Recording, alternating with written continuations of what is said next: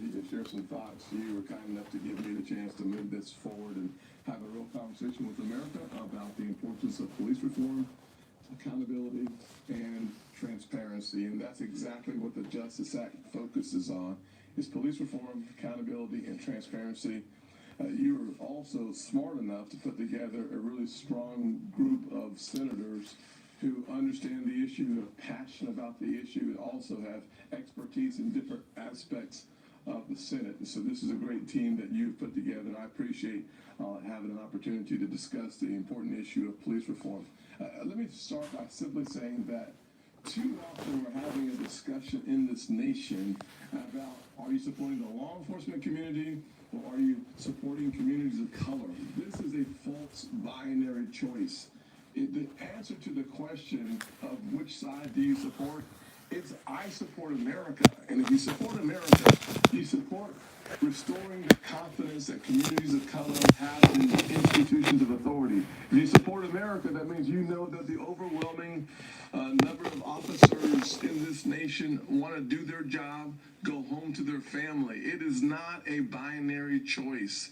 This legislation encompasses that spirit. It speaks to the fact that we believe that the overwhelming number of officers in this nation are good people, working hard, trying to keep order in the communities. Communities of color and people like myself, I've told my story several times, stopped 7 times in 1 year. That has been said a lot, but I was stopped this year driving while black when I got a warning ticket for failing to use my turn signal earlier in my lane change.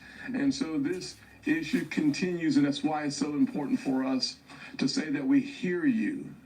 We're listening to your concerns. The George Floyd incident certainly accelerated this conversation, and we find ourselves at a place with a package that I think speaks to the families that I spoke with yesterday who lost loved ones. We hear you. I think this package speaks very clearly to the young person who's concerned when he's stopped by the law enforcement officers. We see you. And so what does this package do? 3 major areas. One is on the area we have to have the right information so that we can direct our resources as a federal government to making sure that the outcomes lead to safer officers and safer suspects in the instances of challenges. That data collection or the information is around making sure that when serious bodily injury occurs or death, that all that information is reported to the FBI. Today, only 40% of the departments report that information to the FBI. We want all that information because when we hear about the Breonna Taylor case in Louisville, Kentucky, we don't have any information around no-knock warrants. So for us to start a conversation with banning no-knocks doesn't sound like a solid position based on any data because we don't have that data. Once we have the information, we can then turn to the training that is necessary to de-escalate situations, the duty to intervene, not standing there watching an officer with his knee on the neck, but intervening in those situations.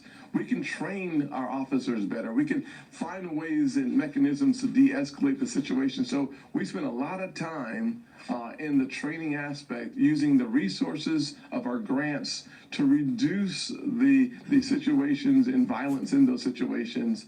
And then finally, we look at officer misconduct and the necessity of transparency. We believe that the preservation of records on the local level so that departments within the states have a chance to see, almost like a reference check, what the past history of complaints have been against that officer. We do not create a national database. The president's executive order creates basically a national database for that information to flow into. We believe that our policy positions are one that brings the communities of color into a position of stronger understanding and confidence in the institutions of authority. And we believe that it brings our law enforcement community to a place where they have the resources necessary to de-escalate some of these situations. And frankly, through James Langford's work on this package, we bring in the opportunity to hire more officers and have more training and have a better perspective on the history.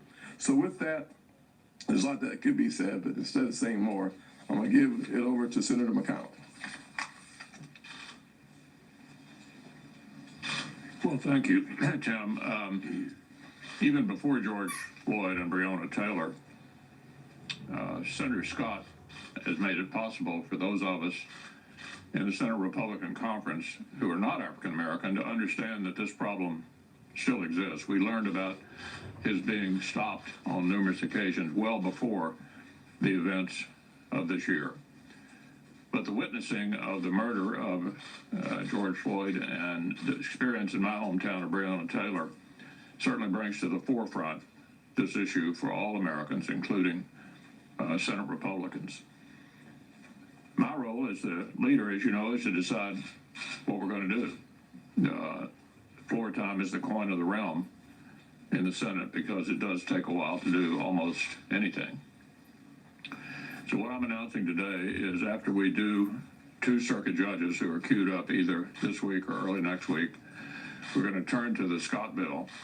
I'm going to file cloture on the motion to proceed. And our Democratic friends, if they want to make a law and not just try to make a point, I hope they'll join us in getting on the bill and trying to move forward in the way the Senate does move forward when it's trying to actually get an outcome, rather than just sparring back and forth, which you all have seen on frequent occasions by both sides. I also want to thank the whole team behind us. Everybody's contributed significantly to this product, but without Tim's leadership, it would not have been possible, and without his leadership, I wouldn't be putting this on the floor. But I want you to know that we're serious about making a law here. This is not about trying to create partisan differences.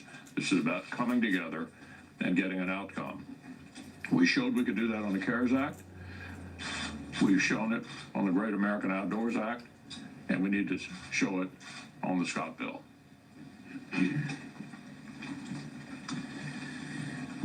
This is about making a law, not just making a point. This is not messaging. This is trying to be able to work in the most bipartisan way we can work. Get it on the floor. Let's have amendments. Let's talk through the process. Equal justice under the law shouldn't be a partisan issue. A friend of mine and I were talking a couple weeks ago, and his comment was, it's not that our founding principles are off. Our founding principles are right. We're still working on trying to be a more perfect union, and we have a ways to go on that. And where we find areas where we don't have a more perfect union, we should engage in those.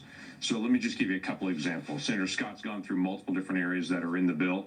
There's a section of the bill that actually a black police officer in Oklahoma City first raised with me to be able to say, what's the possibility of putting grants out there to be able to help more departments hire black recruiters, and then to be able to help individuals that are coming through the training in the police academy to have that ability. Where communities and the law enforcement don't match as far as ethnicity, could the federal government engage and help incentivize that? That's one of the aspects of this bill, to say, how are we encouraging more people of color to be able to engage in the community where that's been a challenge at times, to say, let's break through that. Let's find a way to be able to solve that. We have great assets here, even in Washington, D.C. The Museum of African American History is here. It's underutilized to be able to explain the story of what's the relationship between race and law enforcement. It's utilized by some, but not by most. This is a way to be able to incentivize. How can we use that great resource to be able to tell the story nationwide as well? So this is about transparency. This is about trying to provide information to law enforcement and to individuals. This is about accountability, but it's also about trying to build that more perfect union that we can have. If we're going to have equal justice under the law, then let's work towards actually having equal justice under the law for all people. And as Senator Scott mentioned before, not to be pro-law enforcement or to be pro-communities of color, but to be pro-American in the process. One, I want to thank Tim for taking on this task for all of us. He's the right person at the right time, and God has a plan for you, and you're fulfilling that plan. You're trying to bring us together as a country. I spent 5 hours with John and Ben and others on the Judiciary Committee listening yesterday, and it was a fascinating hearing. There's a process in the Air Force called listen, learn, and lead. To my colleagues on the other side who said, we talk too much, we don't need to listen anymore, Where were you for the 8 years of the Obama administration? I'm getting a little tired of being lectured to by my Democratic colleagues that all this is Trump's fault. You had 8 years under President Obama, the Justice and Policing Act, none of it was taken up virtually. So let's knock that off. You're making no points with me, trying to suggest that we're bad and y'all are not when it comes to this issue. You had 8 years. No attempts to ban chokeholds, no attempt to do any of the things that we all agree we need to do now. So if you want to fight about that, let's fight. If you want to admit that the country needs to move on together, let's do it. So as to President Trump's executive order, a good start. I appreciate him starting the conversation. He brought families into the White House. They appreciated being listened to by their president. To my Democratic colleagues, I appreciate putting together your list. I'd like to work with you, but we're not going to get there if we keep playing this game that we're exclusively to blame here.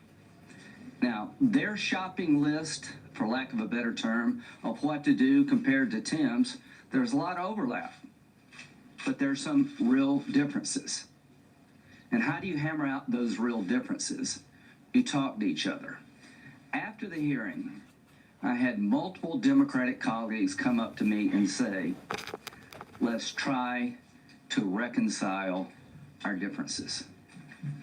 To the American people, after the hearing, I am more hopeful than I was before the hearing that there's going to be a genuine effort to bring reform to a problem that's been going on well before President Obama. And if we don't do something about it, it's going to go on well past President Trump. Thank you for your leadership, Tim. For me, this conversation is about trust, justice, and reconciliation, as the chairman of the Judiciary Committee said. It's evident that there are communities in our country who have lost trust in law enforcement based on their experience, and that's where we've had an opportunity to learn from Tim and others who feel like they've been disproportionately focused on by law enforcement sometimes for pretextual reasons. But I had an opportunity to talk to George Floyd's family. They're from Houston, Texas, and Rodney, his brother, told me, he said, Senator, we are from Texas, and we want some Texas-sized justice. And I said, well, Mr. Floyd, to the best of my ability, that's exactly what we will deliver. And so thanks to Tim Scott, Senator Scott's leadership and the contribution of everybody here, we're all going to have a chance to try to attempt this reconciliation, to restore trust in some of our most important institutions, like our police. One of the things that is included in this piece of legislation is a bill that may look familiar, which is one that to create a National Criminal Justice Commission. This was a bipartisan bill that I introduced with Chairman Graham and Gary Peters, Democrat from Michigan, in 2015. It actually has cleared the Senate previously, which means all 100 senators have had a chance to pass that bill. It died in the House through, basically we ran out of time. But in my view, we need to do something in the immediate time frame. Then we need to look at what do we need to do in the long term to reform our criminal justice system. And that's exactly what this commission, bipartisan commission, would do. It would report back to Congress in 18 months with specific recommendations. And I think not like the 9/11 Commission, that would be extraordinarily helpful. It's really hard for Congress, given the day-to-day things that we deal with, to take the broad view, and this would allow us to garner the recommendations of experts all across the country and then take up their recommendations and pass them as Congress sees fit. But Tim, thank you for your great leadership, and thanks for letting me be part of the team. want to thank all of you for being here today. And I think our main message today is that the Justice Act is working towards a solution, and it's not a political exercise. I said the other day on an interview I had, and I was just sitting there thinking about it, that if this is a pivotal moment in our country's history, and if we as Congress, as Republicans and Democrats joining together, fail to act because of the crying voices that we hear every day about this, then we're going to be deemed a failure in the eyes of so many, not just our communities of color, but our young people are losing faith and trust in our law enforcement and in our ability to react to situations where we can be helpful and where we should be helpful. So racial discrimination has no place in this country. I think of a mother who is telling her young black son how to react when you get pulled over in a car, a much different conversation than many other people in this country are having with their young sons, talking about how to react.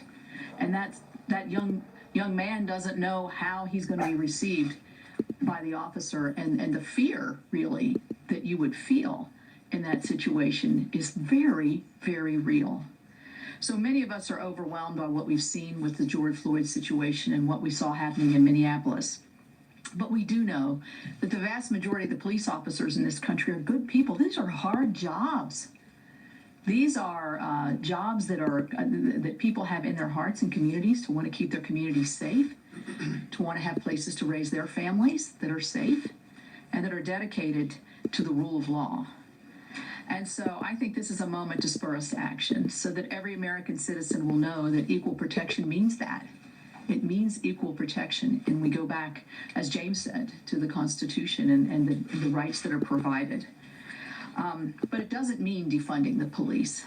It means improving the police, improving and restoring the faith in our law enforcement. And that's what the Justice Act does. One of the conversations that Tim and I had just recently was about the chokehold situation. And I said, after watching the George Floyd tape more than a few times, we've got to get rid of these. Many states, many communities, many law enforcement communities are already abandoned that as a technique and a tactic. And so I'm pleased that we've gone in that direction, and we think the result would be an elimination of the chokehold as a strategy of restraint. So I think that there's absolutely no conflict between being pro-civil rights and pro-law enforcement, and I think that's what you see reflected in this bill. So to my colleagues on the other side, we need to have this conversation in front of the American people on the House of the U.S. Senate, on the floor of the U.S. Senate, where we can debate different ideas, debate different strategies, compromise like we do when we need to and we should, and not be a failure to the people and the voices who are crying out daily for us to help. So thank you, Tim, for your leadership, and thank all of you on the team. And this isn't the whole team. The rest of many people have weighed in on this, not just within within the Senate, but also throughout the country. And I thank them for that. Thank you. Thanks, Shelley, and thanks to all of you for making time for us. I want to applaud Senator Scott and his leadership in this. As Leader McConnell said at the beginning, this is a topic a number of us have had in the conference repeatedly, way too many times the last handful of years, and I'm glad that the leader has put this on the schedule to put it on the floor. I want to underscore three things Tim said. First of all, it is a false binary to try to set this up as a debate between people of color and law enforcement, communities of color, and folks who are trying to maintain the public trust. We need to restore and build more public trust, and that starts by trying to narrow the differences and figure out what can we get done to move forward together. So the fact that this is actually on the floor next week is a big deal, and Senator Scott and his team and all of our teams, but especially a lot of people on Tim's team, have been working round the clock the last 2 weekends to get this to a place where the leader could decide to change floor schedule and put this forward next week. So this should be a chance for us to be moving forward. Point number 2. As Tim said, the vast majority of law enforcement want to support the idea of America. They want to support stable local justice that is reliable and believable and predictable and improving. This union, as James said, is the right creedal aspiration for America, and we fail in lots of ways to live up to our belief and to our foundational documents. And we want to get better and better at doing that. And the vast majority of police, many of us have spent a lot of time with law enforcement, both in our own states but across the country over the last few weeks. And you see police that are agonizing about these mistakes, and they want better hiring. They want better training. They want improvement. They want accountability. Well, here's the truth. The vast majority of cops are really great.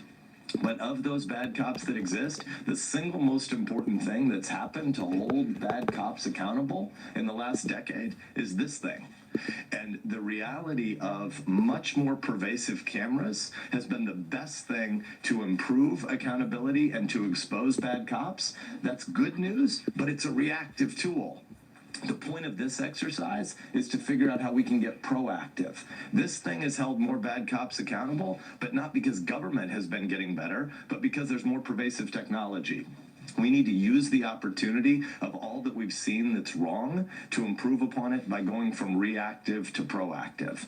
And the third thing is, this bill next week ought to get 100 votes to begin the debate. I think it ought to get 100 votes to end the debate as well. But if you believe this is a time to make a law, not just make a point, if this is a time to improve an issue as opposed to just hold on to it as a political issue, then I think all people of goodwill and good faith will see that the Justice Act, the legislation that Tim has authored and that all of us have been contributing to, but the Justice Act is a starting point of a whole bunch of consensus issues. And once you're on a bill, we can debate how to make it even better. There are a bunch of things that a lot of us think need to be done to hold local police unions more accountable and make them on the side of trying to improve local law enforcement, not spend a big chunk of their time, as many unions have done historically, many police unions have done, protecting bad apples and sort of moving around folks and hiding their records of folks who got into trouble. There are a lot more debates we could have that are more controversial. There are important debates to be had about qualified immunity.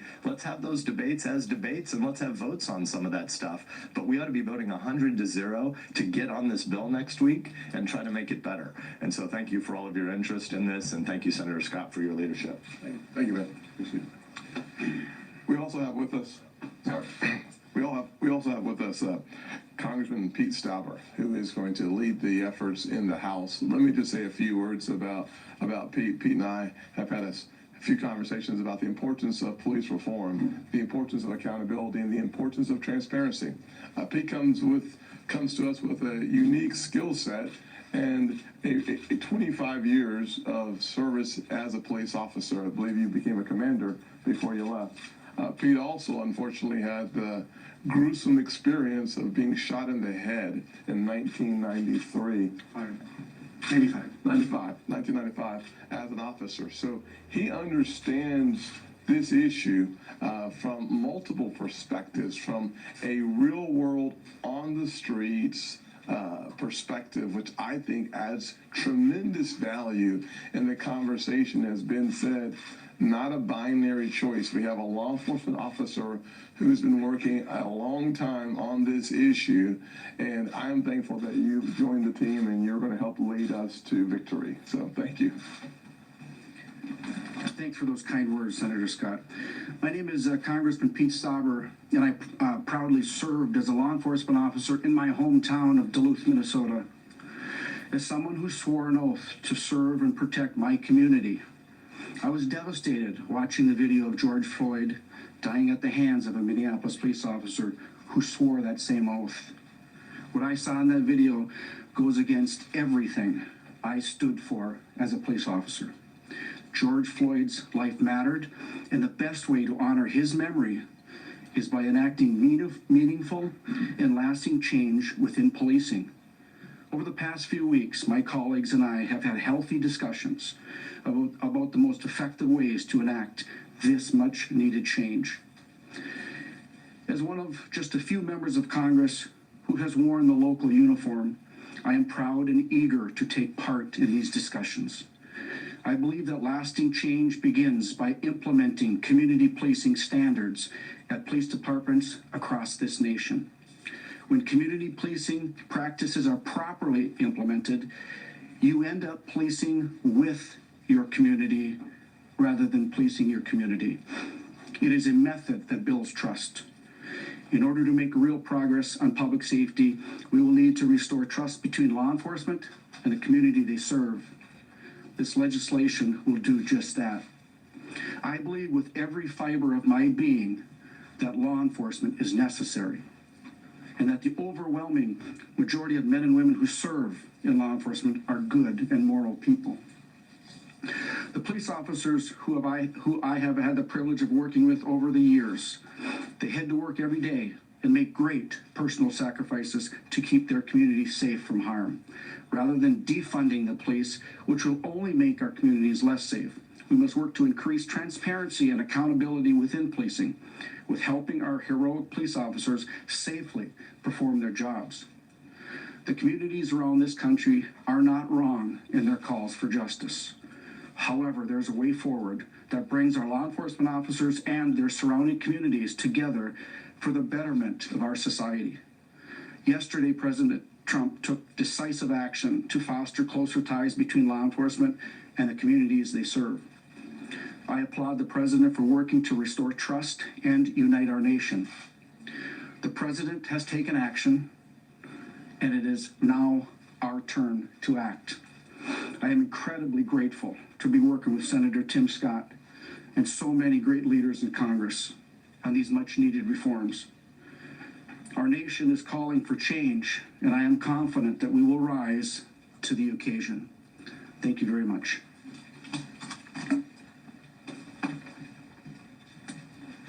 We'll be happy to take a few questions. Okay. I was going to ask two things. What have your discussions been with Senator Booker and Senator Harris? And if you don't get this through the Senate by July 4th, do you lose this momentum? I don't think the nation's going to allow us to lose the momentum. That's good news. I've had multiple conversations with Senator Booker, no conversations with Senator Harris, and I look forward to finding a middle ground where the motion to proceed will have, as has been articulated here already, 100 votes to move forward so that we can actually have a robust debate about how to make the legislation better and serve the American people. And so I hope that he is willing to cooperate on getting us there, but certainly without any Democrat support, that means that this is only a symbolic moment and not a moment for us to make a law. Are you open to any national mandates at all, whether it's mandating the use of body cameras, requiring banning no-knock warrants in drug cases, or banning chokeholds? Are you open at all to any of those national mandates that the Democrats are proposing? Well, certainly, I think we achieve some of the same ends by our approach. Frankly, if you think about the inability to have any grants if your department has chokeholds, that frankly is by default a ban on chokeholds. The conversation will move forward, and only way we get to a place where we have a law is to work with our friends on the other side. We're willing to have that conversation. I think that there are things that I believe the conference will not support, but they will all support a conversation. I think we'll all support having meaningful dialogue, but whatever comes out of that dialogue will have to be in the best interest of the nation. Yes. One of the things that Democrats are talking about is qualified immunity, and they say that that's a sticking point. But yet we talk to a number of police officers who say, hey, you're not going to get qualified people. Why should I put myself on the line if I'm going to be able to have something taken away from me in a civil suit? Your reaction, is this off the table, qualified immunity? Well, I think different members of the conference have different opinions on qualified immunity. My position has been that when the Democrats start talking about qualified immunity and the ability to aggressively pursue the officers at a higher threshold, that is hard. That's a poison pill from my perspective. Is there a conversation that could be had around something different? Perhaps. I haven't heard it yet, but we're open to hearing it. I think Lindsay alluded to the fact that there has been a conversation happening on the Judiciary Committee that may bring more light to this issue, but I have not had that conversation so far. Okay, a couple questions. First, do you expect to have the endorsement of President Trump for this legislation? And also, when you met with the victims' families yesterday at the White House, did you talk to them about this bill? And if you did, what was their reaction to your approach? Well, I hope the president will join forces and jump on board. I have had several conversations over several days with the president and his team who crafted the executive order. We were at least a part of the process of understanding and appreciating the direction of the executive order. I tried to take the information that I had about the executive order, hardwire the bill from the mental health aspect of it, as you see the co-responders in the president's executive order, and then sitting down with the family members yesterday twice, one at the White House and the second time in my office. We went through the bill and what it does and what it doesn't do. They were, frankly, I think you heard in some of the media reports, they believe the bill is helpful. Does it take it to the level that every family member wants it to? I think the answer is probably not. Does it get us much closer? According to the words that I heard from the family members in both meetings, the answer is yes. You said at the top that this is not a binary issue between supporting the police and pushing for those Black Lives Matter. But that said, a lot of the rhetoric we hear from the president, he'll tweet home and order, those types of things. Do you think that he can give a little bit? Because obviously he's going to have to give. The Democrat, you say, Senator Brand said you had a good conversation with Democrats after the hearing yesterday. He's going to have to give a little bit. Do you think that he is willing to bend? I'll say this. The president was the most presidential I've seen him talking to the families yesterday. It was not about anything other than finding justice for the victims and their families. If you want to see the president's willingness to bend, so to speak, it's not so much about bending and all about finding justice and the path forward. His instructions to the AG yesterday during that meeting with the families was, get it done. Don't tell me you're going to do it. Go do it. Start getting closer involved in the cases that are yet, the outcome is still undetermined. The president's willingness to meet us on this issue, it's clear. His executive order statements about justice for the families, about having this conversation, frankly, his executive order went a lot further. When you have Van Jones talking about this is a real executive order, Van Jones and President Trump on the same page, that's almost walking on water in America. So there's a lot for us to actually celebrate about. Every lever of government wants change, and most of us want about 70% of the same change. But if he considers this to be not your bill, Stalbert's bill, that perceives this to be a full Democratic bill, or something the House Democrats are putting together today in the markup. Well, I can't speak to what the Democrats are doing. I would say that what we've done is a bipartisan piece of legislation, taking the priorities in the House bill, the words of the president in the executive order, and the fantastic minds behind me, and crafted it into a piece of legislation. The legislation is already bipartisan. The question is, can we get bipartisan support? Yes, ma'am. Can I just clarify, are there active, ongoing negotiations with Democrats right now on changes to this bill that would get them on board before the motion to proceed vote? Not with me. There are active conversations going on about Democrats. Let me say it this way. If we don't have the votes on a motion to proceed, that means that politics is more important than restoring confidence in communities of color in the institutions of authority.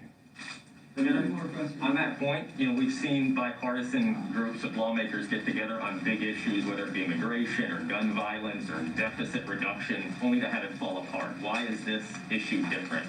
Well, I think we've gone through a lot this year as a country. We started with impeachment. We found ourselves in a global pandemic, and in the global pandemic, I remember sitting and talking to Ben Sass about some of the challenges that we were facing, and working on and Lindsay on the unemployment issues. And I thought to myself, there's just no way that we're going to all come together and do something meaningful. Well, 96 votes later to 0, this Congress, the Senate, acted not in any bipartisan fashion, but just as good old-fashioned Americans making something happen for their neighbors, for their friends, and for people they've never met.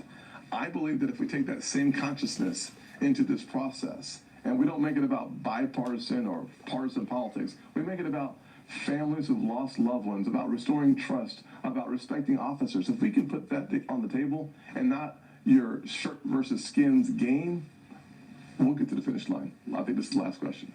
Senator, all throughout yesterday's hearing and throughout the debate after George Floyd's death, we've heard a number of viewpoints. It seems like Democrats and a number of activists are talking about systemic racism in policing. I don't hear any of you saying that. How does that, I could be wrong, I just didn't hear that yesterday, other than, Chairman Graham talked a bit about that potential, but I wonder, how does that difference really affect the outcome of this bill? How does it affect your chances to get to a solution if you don't agree on the problem? Well, I would say that if you look at the legislation and you look at the House legislation, you would have to come to the conclusion from a training perspective, the importance of de-escalation, the duty to intervene. Chokeholds is a place where you have common ground. I think if you look at the importance of data collection, you would say without any question, the Senate wants more information on serious bodily injury and on the use of force that leads to death. The House bill says they want information on all uses of force. Here's what we're saying. On the issue of data collection, we're on the same page. On training and on grants and on using the resources of the federal government to compel and to encourage behavior in local departments, we're on the same page. On misconduct of officers, we want a department by department database locally. They want a state database. The president in his executive order speaks about a national database. We're on the same page. So the fact that some people enjoy talking about systemic racism, the fact that some people want to define everything from a racist perspective, and we don't spend time on the definition of a word, but we spend time on the definition of the problem and the definition of the solution. When there's an overlap of 70-75% when you start, you're in the right place. So I don't know how to tell people that the nation is not racist. I'll try again. We're not a racist country. We deal with racism because there's racism in the country. Both are mutually true. They are both true, not mutually exclusive. So I don't worry about the definitions that people want to use. It's good for headlines, but it's really bad for policy. We're going to focus on getting something done. Thank you. Legislative questions, Senator? Yes, please.